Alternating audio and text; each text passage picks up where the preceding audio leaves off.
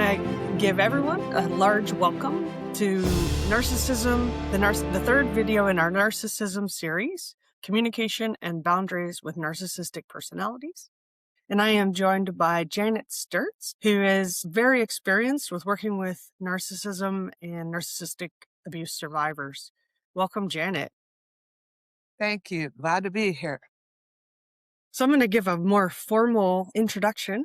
Janet is a licensed clinical social worker and supervisor in Texas and in Florida. She's certified in eye movement desensitization and reprocessing, EMDR, which is an evidence-based structured psychotherapy designed to help people heal from trauma and distress. To obtain a certification in EMDR, Janet completed 60 hours of coursework and 20 hours of supervision. Sorry, I got distracted because someone said they can only hear Janet. I turned back on Yep, my microphone's working, so. Okay. So in her more than 30-year career, Janet provided counseling in various settings, including inpatient treatment centers, training emergency mental health providers after natural disasters, and designing research interventions for victims of natural disasters in Central America.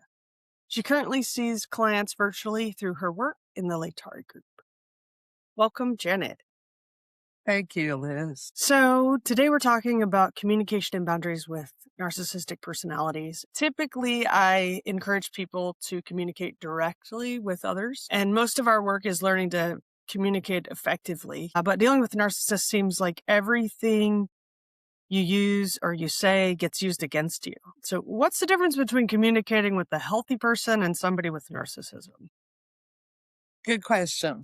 So I thought about that too, Liz, how when we teach, especially couples, to communicate, the Gottman method I use when I see couples, we teach I messages and listening to the other and responding in kind with I feel.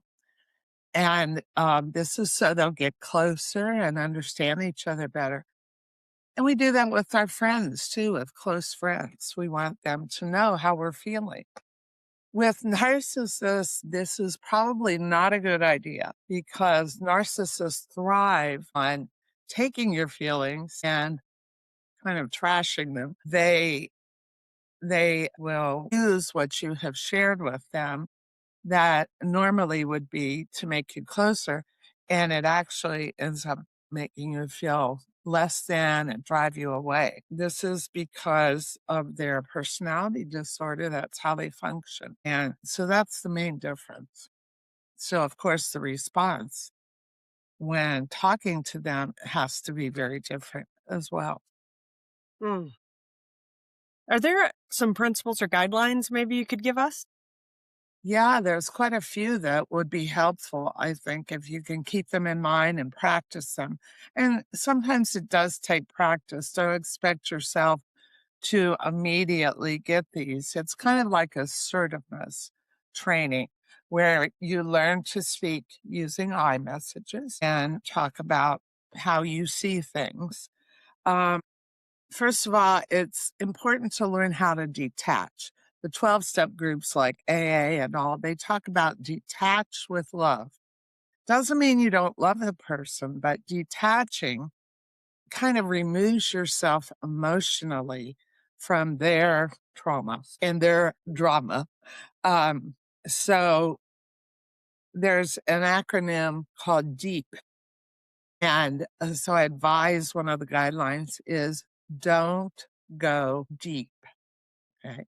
You would like to go if it's especially like a marital partner, but if they're narcissistic, it's going to be difficult to do that successfully.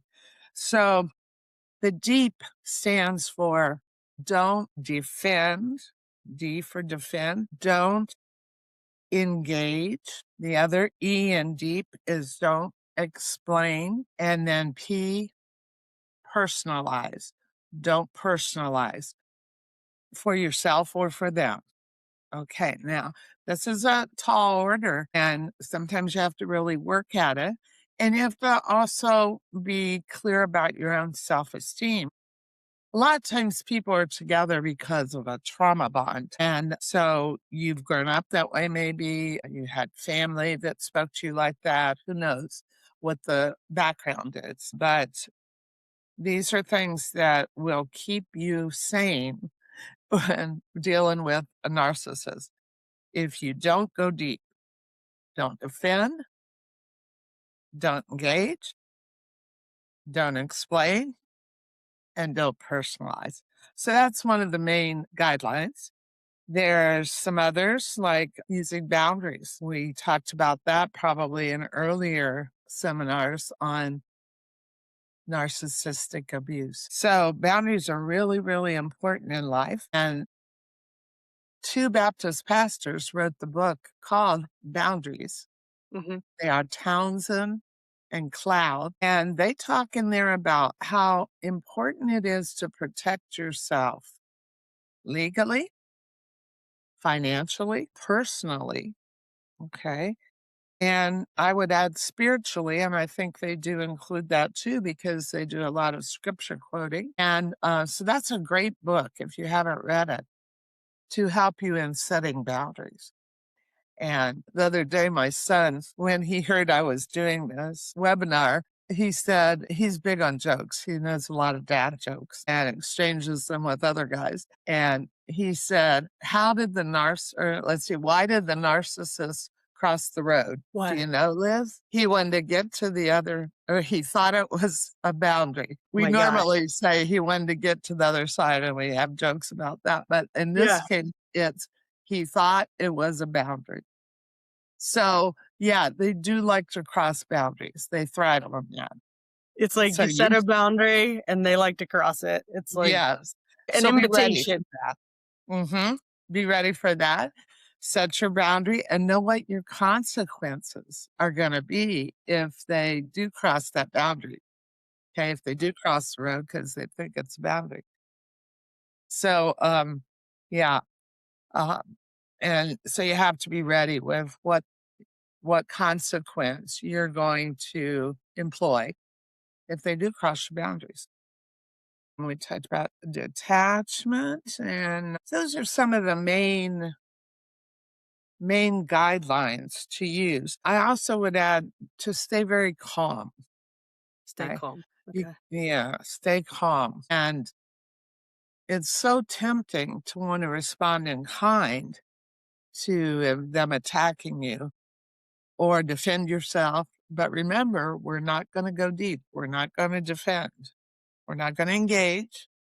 We're not going to explain ourselves, and we're not going to personalize, which would be to respond the way they've been talking to you. So, what you have to learn to do is to regulate your emotions. Okay. Very important guideline. Instead of reacting, there's another R, which is regulate. Don't react, but regulate your emotions. And they may pick until they get to you. And you have to learn to do this, to work at it very diligently because it does work in the long run.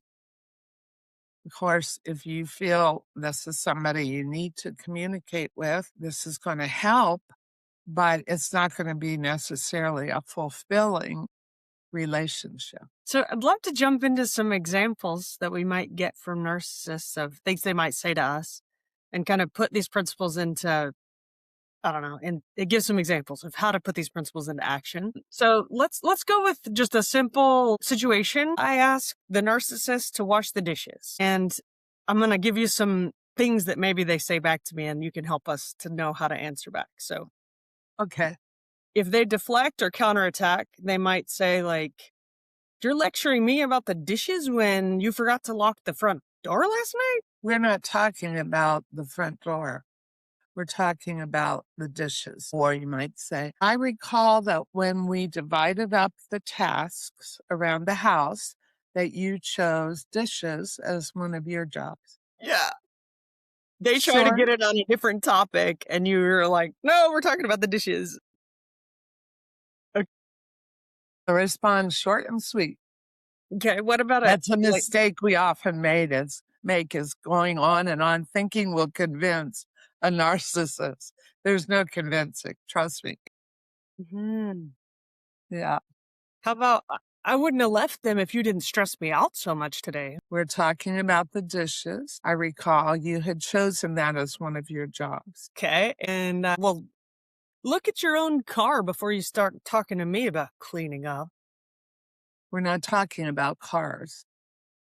I'm not taking the hook. I'm not taking the bait. Okay. Okay. Yeah. And see, the tendency of a lot of us would be to defend, you Yeah. know, defend ourselves and My to car's not a engage. mess. You should see yours. And then it just Yeah. like Yeah. Right. escalates. Okay. In another one of the videos that we did, we talked about one of the tactics called DARVO, deny, attack, and then reverse the victim and the offender, right? So if I give you a few of those examples, then help me out here. So help us out for what to respond. So Okay. maybe the person says, "You're always attacking me the moment I walk through the door." I'm not attacking. I'm reminding you that you chose to do the dishes and you chose to do it early so that the kids could do their homework on the table. Okay. That Yeah. may So have been you're a little yeah. longer than you wanna do, somewhere in there, that's probably true. He might have said in a grandiose way, "Well, I'll do the dishes because you never do them early enough, and the kids need a clean table to do their homework on." So you use what he might have said previously as a way to reinforce your point, Right, right. and you're not taking Taking the bait, right, he's yes. playing the victim, yeah, Yeah. and I'm saying he, but it could be a she. Eh, There's plenty of relationships where the woman is the narcissist, although in our society, it seems like whenever there is domestic violence or abuse, it's more commonly the male because of how they're socialized, but it could be either one. How about so you've also talked in another video on the difference between a like a grandiose narcissist who's kind of in your face and I everything I do is wonderful, and the covert or vulnerable narcissist that's kind of hidden, poor me, you know? So if I say, how about you just don't understand how much stress I'm under. Nobody understands me. Yeah, they're good at playing the victim for sure. Yeah, remember there are many subtypes to narcissism. It's on a continuum. So the ones that are maybe not perceived as obnoxious as obnoxious are the covert, kind of undercover, or the vulnerable. They're very vulnerable and they wear their heart on the sleeve and, you know, don't bother me. So yeah. Um and they tend to be more passive aggressive in their responses. Is that what you're thinking, Liz? That Yeah. they do say some passive aggressive things. But again, you have to be ready to just stay calm, regulate yourself, and not take it personally. You don't want to personalize with them, like, oh, you're so passive aggressive. You don't want to say that to them, even though it's true. You're thinking it? Yeah. Yeah. But yeah, you So you need something else that people tend to do is the the very in phrase right now, gaslighting, right? But it's when yeah, the person makes you doubt your own reality or they deny whatever it is that's happened previously, you know? yeah. So what if the person says like, they've only been sitting here for an hour. You're just completely overreacting. The agreement was to do them right after dinner so the kids could use the table. Facts. Short and sweet. Yeah, short and sweet. Don't engage emotionally. You're not reacting, to that hook, so to speak, Yeah. So you're not getting engaged. You're not triggered. engaging. Yeah. Yeah. And Oh, again, depending on your family history, and you might get triggered because you end up with this person in kind of a trauma bond anyway. But even people who have had healthy family lives can end up in a relationship like this. And, it may be your partner or it may be somebody you work with and you don't have Yeah, a control boss over. or a coworker. Yeah. Uh-huh. And so you have to learn to not immediately respond according to a trigger with emotion, but to be logical. Okay. And you Mhm. can always say, I'll think about that. I'll let you know later if you don't know exactly how to express it right then. You mentioned passive aggressiveness. So say the person washes the dishes, but they leave junk like grease and food on the, what do you do? I've actually had two clients recently that had that But dilemma. They brought it up. That of course there were other major issues in the marriage, but that was something that really bugged them because they ended up doing all the work with the kids and everything. And then, yeah, and then they didn't do their job well. So that is a passive aggressive act. It's like, well, you're yeah, making me do this, which of course you're not because you can't make anybody do anything. You're only in control of yourself. And they did choose that job, but then they want to blame it on you. So they do that passive aggressive. So again, um, I would like you to do a thorough job so I don't have to ask it to be done again. so you bring it up. You can't just let it slide. I mean, if it's meaningful You to you. Maybe can, the but dishes not a big deal, but it depends on how you might let it slide the first few times. And actually, if they know it gets to you, they'll do it all the more usually because they're like children sometimes. But you also might decide to bring it up if, would you ever say something like, I think you're intentionally not washing the dishes well so that I won't ask you to do them? yes, you can do that. Some people will phrase it like that. Okay. I'm asking myself, are you intentionally doing that? Because you don't want to do them to begin with. Okay. And then Especially like wondering, with the vulnerable narcissist, maybe with yeah, to do good this. point, Liz. And then you're wondering if I'll bring it up. Well, I have noticed it and I would appreciate it if you would be direct about it and do that job that you signed up for. And you notice how I keep saying I noticed. I would appreciate. That keeps you away from criticizing and attacking and personalizing it instead of saying you. You always do things like that to irritate me, Mhm. which is not healthy communication. And with a narcissist, it'll make them happy that you did that. They'll run with it. They thrive on negative interaction, which is very sad, you know. Yeah. Janet, we got a great question in the chat that I think is relevant to bring up real quick. We only have Okay, about 4 more minutes in our video, but but it goes fast. yeah, how do you know if the person is a narcissist versus perhaps having low executive functioning or ADHD or autism? Oh, that's a good question. Well, there are books you can read on all of those things. Okay. And they may have a combination of those, and they may have developed some narcissism because of it. I'm thinking of a case, for example, that I had seen the wife for a long time, and then I saw the husband with her a few times. And the way she had described things to me and the way he described it, I said, "You sound like you have ADHD." And he said, I've wondered that too. And I gave them a book to read. I can't think of the title right now, but it's a really good book about ADHD. If you want to ask me later, I'll find the title and give it to you. But he read it and he said, "Oh my gosh, this is what I have." Mm. Okay, but along with that, he had also developed some alcoholism, which made him seem very narcissistic because when alcoholics are actively drinking, or even when they're dry drunking, they appear narcissistic. But usually, when the addiction clears up, the narcissism does too.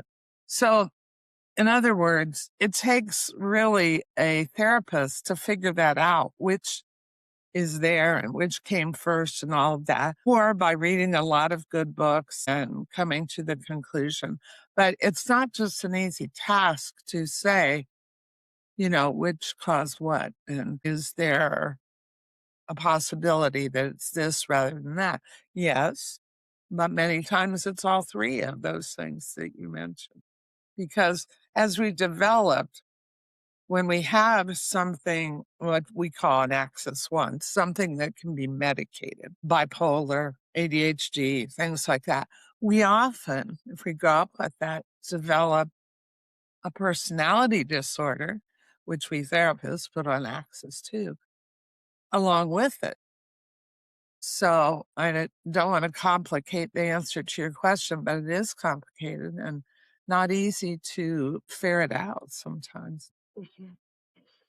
Yeah. Yeah, it really needs a therapist's help to try to sort that, it sounds like. Yeah, and like I said, maybe all 3 because of the way it developed. Mhm.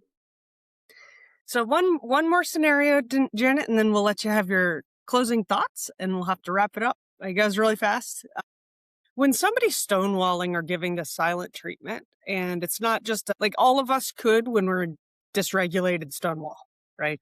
But this is a narcissistic, covert narcissist, or even a grandiose narcissist who knows what they're doing and is doing it intentionally.